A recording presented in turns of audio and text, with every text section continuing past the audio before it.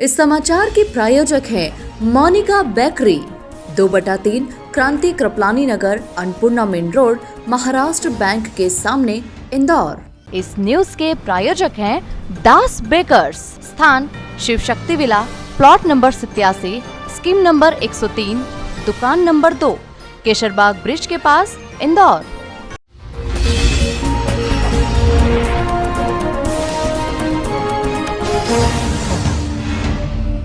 परिवर्तन party of India Madhya Pradesh की 230 विधानसभा सीटों पर चुनाव लड़ने की घोषणा करने जा रही है। साथ ही इंदौर संभाग विधानसभा प्रत्याशियों की घोषणा भी कर रही है। परिवर्तन पार्टी ऑफ इंडिया के राष्ट्रीय अध्यक्ष मोनू महेंद्र सिंह रावत एवं मशहूर फिल्म निर्माता, निर्देशक, अभिनेता व परिवर्तन party of India Yuva Morcha के राष्ट्रीय उपाध्यक्ष राजवीर सिंह सिसोदिया ने पत्रकारों से चर्चा के दौरान बताया कि इंदौर संभाग में विधानसभा प्रत्याशियों की घोषणा के साथ ही मध्य प्रदेश में 230 विधानसभा सीटों पर चुनाव लड़ने की तैयारी कर ली गई है। आगामी विधानसभा चुनाव में परिवर्तन पार्टी ऑफ इंडिया द्वारा प्रदेश की समस्त सीटों पर अपने प्रत्याशियों को पूरी तैयारी के साथ चुनावी मैदान में उतारने जा रही है। पार्टी महंगाई, भ्रष्टाचार, बेरोजगारी जैसे मुद्दे जनता के सामने रखकर चुनाव में अपने प्रत्याशियों को विजय दिलाएगी। जी नमस्कार। देखिए, परिवर्तन पार्टी ऑफ इंडिया करीबन देश के 22 राज्यों में काम कर रही है और आने वाले विधानसभा चुनाव में हम 4 राज्यों में चुनाव लड़ने की तैयारी कर रहे हैं। वो मध्य प्रदेश की 230 विधानसभा सीटों पर चुनाव लड़ने की हमारी तैयारी है, जो कि आज हमने कुछ कैंडिडेटों के नाम फाइनल कर दिए हैं। जी, कौन सी विधानसभाओं में आपने कैंडिडेट फाइनल किया?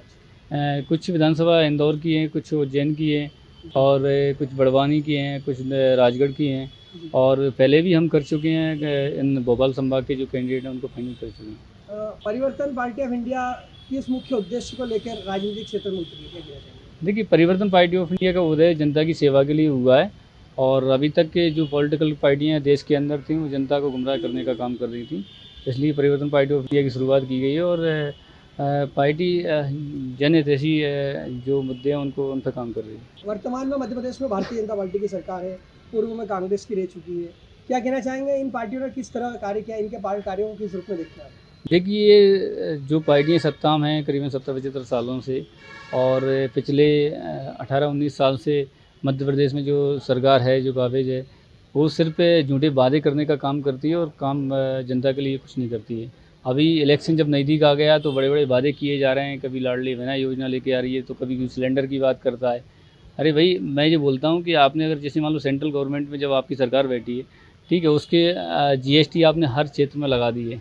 आप होटल में जाएंगे जीएसटी है, आप बच्चों की अगर स्टेशनरी किताबें खरीदने जाएंगे उस पर जीएसटी है। तो डीजल पेट्रोल को आप जीएसटी में लेकर के क्यों नहीं आते?